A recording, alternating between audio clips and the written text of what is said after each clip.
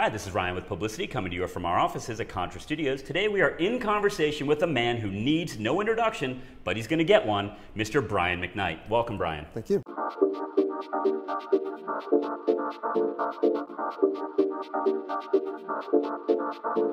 Now, originally, like I said, you're from Buffalo, Right. And I was actually personally looking through your Twitter account, and I was really amazed to come across I think it was a tweet that said, and I'm paraphrasing, sloppy, but the Cowboys pulled it out.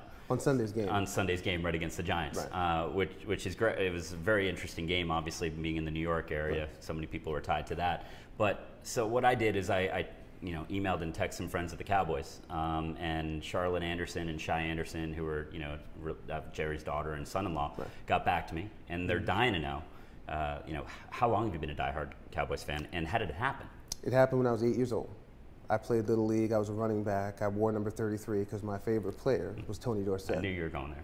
And when he left from Pitt, he went to Dallas, and I instantly became a Dallas Cowboys fan in a house full of Steelers fans. So it was very tough, considering that the next year, after we won in '77, we played against them, and Pittsburgh won.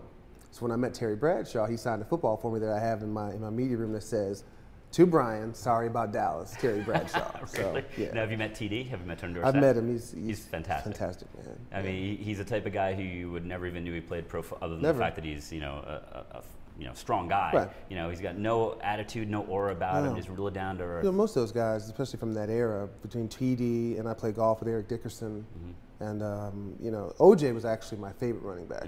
And in '72, I was still a Bulls fan. I'm a Bills fan. Well, we know you were a Bulls fan for a while too. A Bills fan, but I love athletes. I think that being an athlete, being a professional athlete, is the greatest job on earth, because whatever you put in, chances are you're going to get back, and not every career is that way. Absolutely, that's true. Going through running backs, I mean, you said Eric Dickerson, O.J. Simpson, Tony Dorsett. Who's your favorite out of that entire period? Is it TD? No, actually, OJ is my favorite runner. Okay. As far as just running the ball, I think all around it has to be Emmett. Really? Yeah. Is that due to the Cowboys tie, or is No, that... I think, well, he's the all-time leading rusher. Absolutely.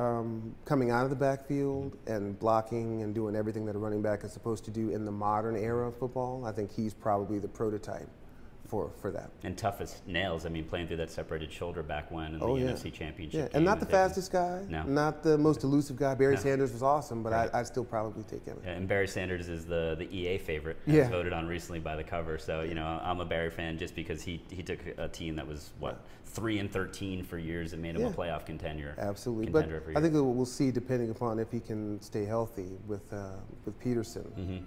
He may end up being the best there ever was. I'm wondering if people are going to start tearing their ACLs on purpose and having them redone like Tommy John? Right, exactly. Like Tommy the John, Tommy John surgery. yeah. Everyone comes back from that better. It's like, just slice it in the beginning of the career and heal it up. I think some guys have done that. Right. Now, you've performed at multiple arenas and stadiums performing the national anthem, and obviously you've performed in front of tens of thousands, hundreds of thousands of people. But is there a different pressure singing the song, the national anthem, in front of a live crowd than there is about performing your own music? There's so much criticism when people do it differently. I'm just curious. There is. I take a different approach. I realize that when I sing at a sporting event that nobody's there to hear the anthem.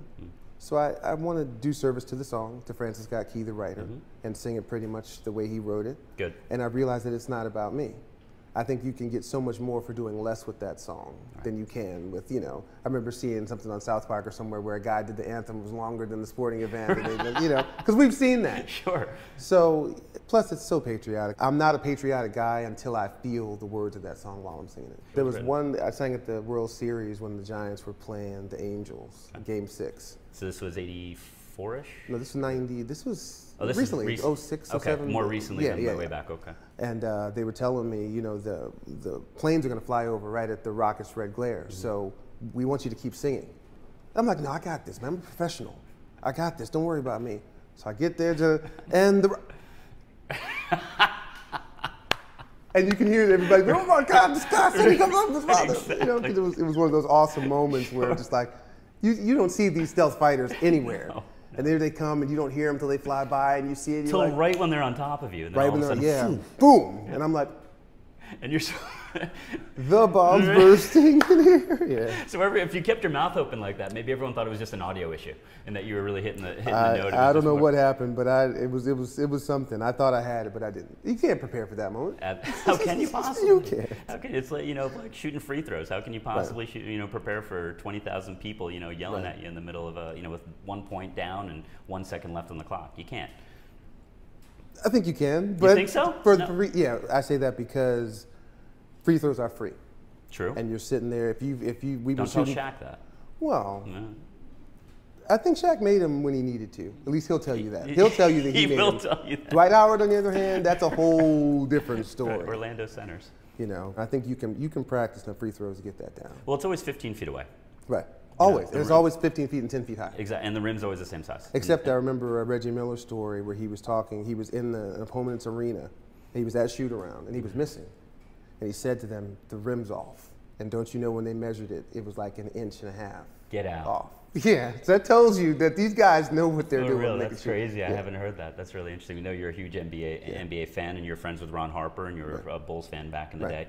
Now, I think you're like a little bit more like me. We follow players more so than teams, because except football. No, I'm talking NBA. Yeah, NBA. Yeah, absolutely. I'm with you. Because the players change so much. You're really rooting for a uniform, more than a team. So, who are the players that you're following today? I have so many friends that play in the league. I've known LeBron since he was 17. Tony Parker and I have gotten real close over the last few years. I know all these guys. I've played pro-ams in the summer with most of them. James Harden, as recent as 3 years ago. Who had a great year with Houston. Yeah, I want to see the game played at a high level. It doesn't really matter to me most of the time who wins. But what we see in this sport, like in most sports, I think that the game has changed and evolved into something. You got 6'10" guys that only want to shoot threes. Right.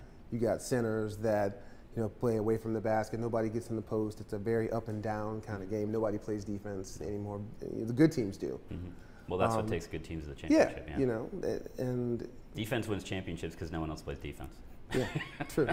And we see that's probably why Miami's been winning the last two. So we'll see what happens. But it's a different game that you kind of have to adapt when you're our age, because I think that the 80s and the 90s was the greatest time for just about everything. Sure. Well, Brian, thank you so much for your time. We appreciate you being with us in conversation. You got